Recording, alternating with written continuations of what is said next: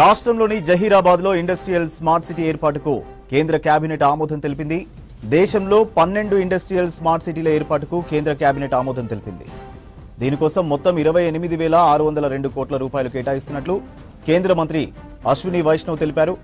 National industrial corridor development programme కింద ఏర్పాటు చేస్తున్నట్లు చెప్పారు. వీటిలో తెలంగాణకు 1, ఆంధ్రప్రదేశ్కు 2 కేటాయించామన్నారు.